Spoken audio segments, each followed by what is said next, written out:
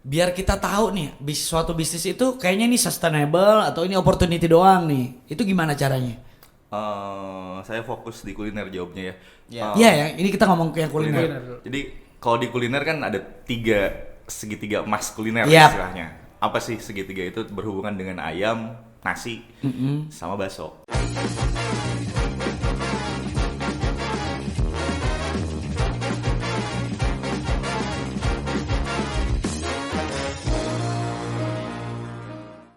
Terus akhirnya setelah melakukan keliling-keliling tadi Bang ya, yang gulung gitu, memutuskan untuk membuka kuliner lah ya.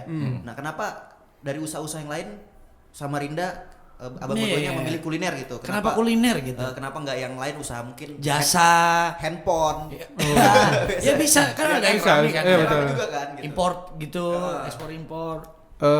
Mudah terhitung sih sebenarnya dari segi produknya. Dari segi produk kita bisa langsung hitung berapa harga produknya dan kita harus jual berapa, marginnya juga berapa. Jadi mudah itu. Dan satu lagi kuliner adalah kebutuhan masyarakat kan. Jadi semuanya primer butuh lah ya. Primer. Iya.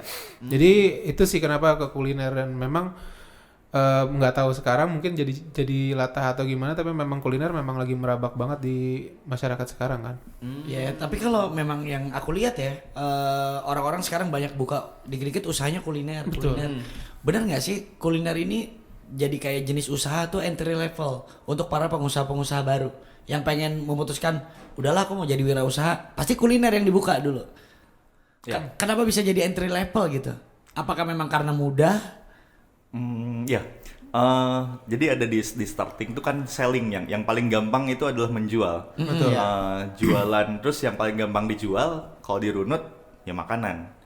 Sekalipun di lapangan belum tentu juga laku. Iya, padahal implementasinya juga nggak segampang yang nggak segampang yang dipikirkan. Betul. Cuma biasanya kenapa itu jadi pilihan awal? Kalau dibilang apa ya istilahnya, di keluarga itu kan pasti ada yang bisa masak ya. Iya. Di keluarga ada yang bisa masak, teman ada yang bisa masak. Jadi kita tuh bisa ngandelin orang-orang sekitar lah istilahnya kalau kuliner, makanya itu bisa mudah. Atau kita googling atau YouTube aja kita bisa praktek masak. Betul. Sekarang udah banyak tutorial. Banyak betul. banget gitu. Nah, paling mudah, memang betul paling mudah. Cuma tantangannya ketika masuk kuliner adalah ya di tengah jalannya. Di awalnya sih memang mudah. Iya. Di tengah jalannya bertahan apa enggak, gitu. Berkembang apa tidak. Nah, itu yang paling susah Bang ya. Pertanyaannya. Kalau untuk memulai itu semua orang pasti bisa. Asal punya uang bisa lah ya. Bener. Karena memang nyoba usaha kuliner itu di awal memang menggebu-gebu ya. Pasti. Masuk ke tengah itu udah bagian produksiannya, maksudnya mempertahankan itu supaya konsisten itu yang susah banget. Ya, di minggu ketiga itu suara angin bukan pembeli. Belum lagi suara angin tuh. Sebulan pertama tuh oke lah, rame oke. 2-3 setelah lewat 3 bulan itu tuh di situ banyak pengusaha yang mulai nyerah. Struggle-nya di situ lah, memulai struggle. Kalau 3 bulan pertama kita dikasih enak. Iya. Apalagi yang baru buka ketika bulan puasa. Di situ ini soalnya saya pernah ngerasain tuh buka selingkaran bareng-bareng teman tuh, ada 3 orang teman kita usaha patungan, nyewa ruko gitu, buka pertama kalinya di bulan puasa. Bulan puasa tuh benar-benar kita dikasih enak tuh. Wow, full house terus pokoknya. Setelah bulan puasa kita langsung shock gitu, kayak ngerasa jadi yang kemarin itu apa ya? Berkah bulan Ramadan aja. Banyak yang kejebak di situ ternyata. Oke. Tapi sebenarnya salah nggak sih? Di Samarinda itu kan budaya latahnya luar biasa ya. Iya. Ada yang jualan satu rame semua jualan itu. Menurut Andri sama Yusuf menanggapin itu gimana tuh? Ada orang-orang yang apakah culture yang seperti ini emang bagus untuk sebuah kota? Kalau menurut saya sih nggak ada yang salah ya. Cuma kita harus tahu waktu kapan kita harus berhenti ketika ngambilnya tren gitu kan. Kalau kita mau capture momen, berarti ada waktu tertentu itu mati. Sebelum itu mati persiapannya apa? Nah itu aja sebenarnya. Kan sempet tuh ice kepal Milo dan lain sebagainya banyak banget. Tapi itu kan pasti mati, udah bisa terukur gitu. Betul. Berarti nggak apa-apa, nggak ada salahnya Nggak mau masalah, ikutan, karena tapi lagi ada timing. Mungkin ada batasan kali ya. Mereka sendiri punya batasan maksimalnya sampai seberapa gitu.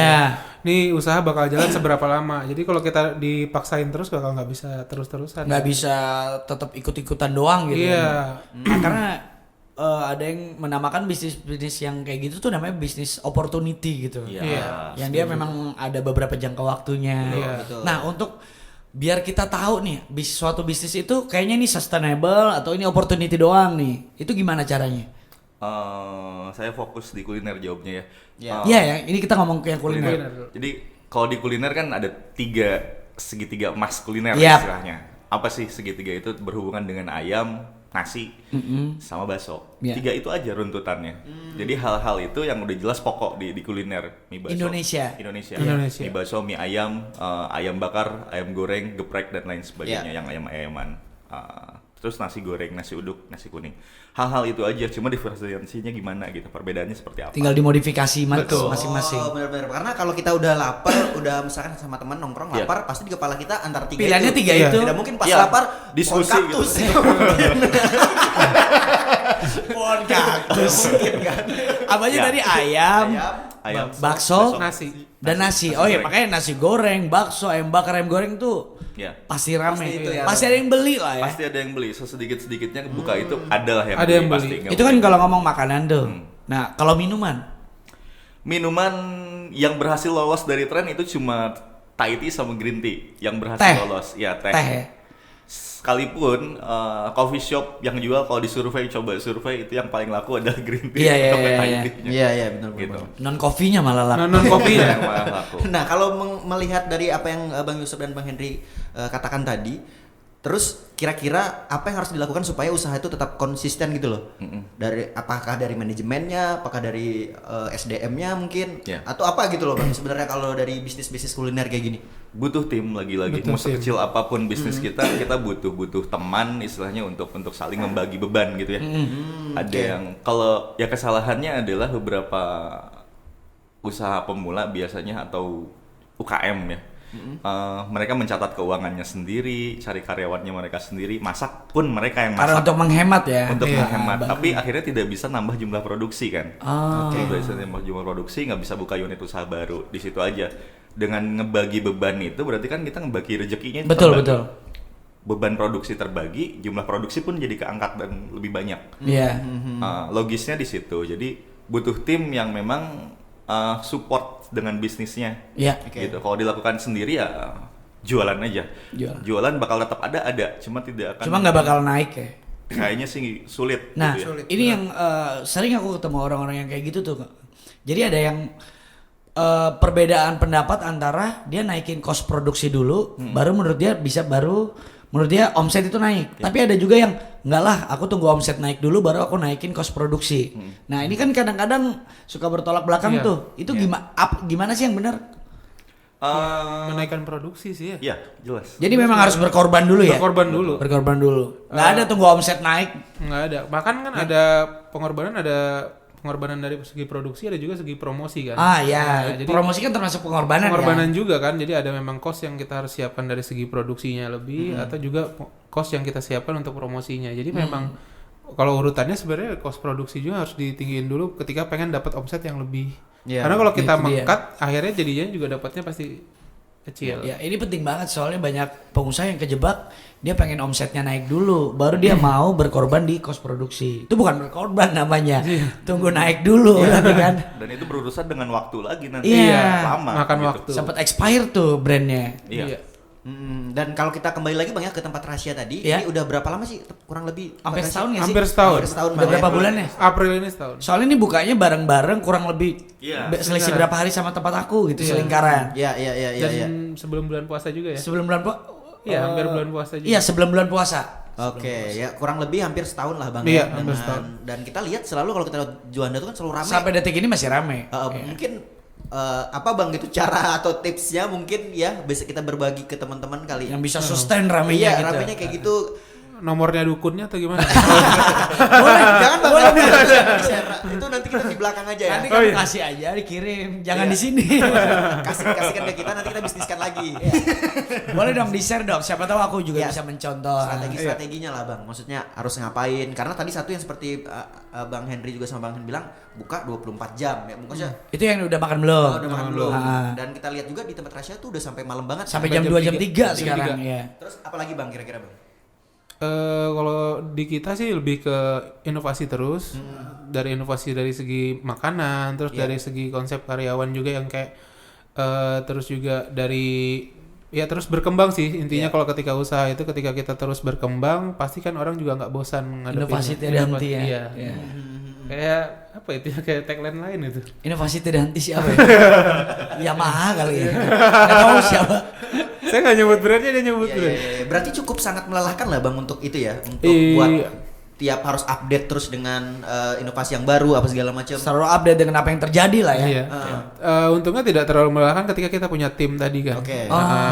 Itu ada bergunanya teman-teman di tim itu ya, saya sama Yusuf juga berbagi dari segi pola pikir, terus juga teman-teman di tim juga bergerak dari segi-segi pemikirannya juga masuk sih. Iya. Berarti emang benar yang sinergi itu kita harus saling bersinergi, berarti nggak cuma satu kepala yang ada dalam situ. Betul. Ya. Karena masing-masing tuh mendatangkan masukan-masukan pastinya. Betul, insight-nya banyak sih. Oke, ya karena kalau berdiri sendiri gitu kan, maksudnya punya modal, punya uang Ya. sendiri, bisa lakuin. Ada tuh Iya, selalu iya. ada orang yang pede karena dia punya modal, dia pede Iya. melakukan itu sendiri, nggak mau bayar orang, Iya. yang begitu-begitu tuh. Sampai akhirnya mereka mentok ternyata.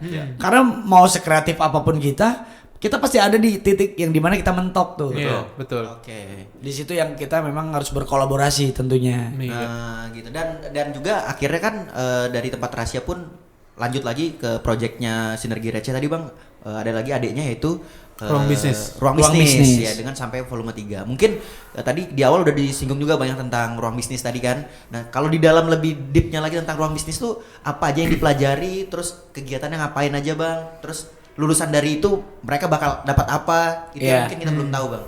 Iya, ruang bisnis tuh kayak inkubator bisnis sih. Jadi kayak teman-teman di situ diberi arahan untuk dan dimentorin juga, didampingin juga untuk berbuka bisnis di situ, dan dimodalin juga nantinya dapat bonus modal, dan di mereka juga kita arahin untuk ya bisnis, belajar bisnis. Dan jadi kalau kita tuh berapa 70 praktek 30% teori. Oke. Udah berapa anggotanya sih, membernya? Sekarang yang aktif 120 dari tiga angkatan. Waktu angkatan pertama berapa orang yang ikut?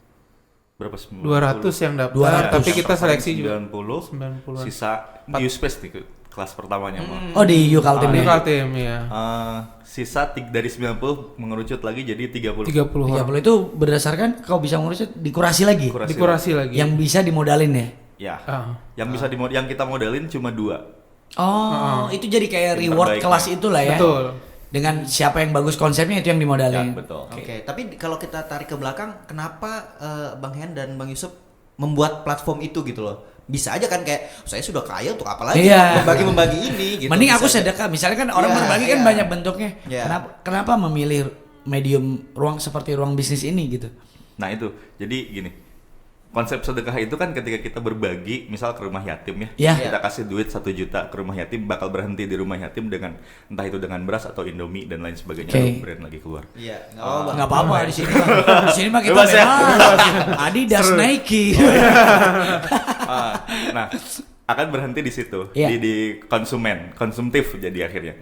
Begitu kita buka pola bisnis, nah ketika si bisnisnya ada, misal kita menularkan semangat kita dengan bisnis, kita kasih materi bisnis, terus mereka juga bisa ikut berbagi. Selama bisnisnya ada, berarti kan terus muter tuh. Mereka bakal memberi terus nantinya. Kita kasih sejutanya itu bakal ada terus dalam bentuk usaha, dan uangnya bakal terus jadi arus kas mereka gitu. Dan mereka bisa berbagi juga ke yang lain. Berarti gini ya, daripada ngasih ikan, lebih baik ngasih pancingan. Biar dia bisa mancing dapat ikan terus nantinya. Iya, betul. Oke. Bahkan di volume 3 ini sekarang volume 1, volume 2 kita ajak untuk mereka untuk bantu modal untuk volume 3 juga gitu. Karena mereka usahanya sudah jalan. Jadi tantangannya yang buat yang udah lulus nih, volume 1 dan volume 2 kita arahkan untuk jadi berbagi juga pemodal. Iya. Dan itu udah berjalan ya? Udah. Yang pertama kemarin udah ada siapa yang dimodalin? Maksudnya dia udah bikin produk apa tuh? Kemarin tuh kedai Ketoka, PJR, orang pinggir jalan sama celup pisang. Oh, celup pisang nih, sering dengar tuh celup pisang. Oh, itu dari hasil ruang bisnis juga. Betul. Dan akhirnya sampai jalan, sustain sampai sekarang. Sampai sekarang. Wah, luar biasa, keren banget. Itu yang volume pertama Bang ya? Itu volume pertama. Volume kedua produk-produknya. Volume kedua ada nasi bakar enak-enak sama sate taichan ya. Taichan, terus nasi goreng pawongso. Ada bubur Mang Obet ya? Ya, bubur Mang Obet. Jadi banyak produk-produk lahir dari ruang bisnis tadi. Betul, lahir dari ruang bisnis. Tapi sebenarnya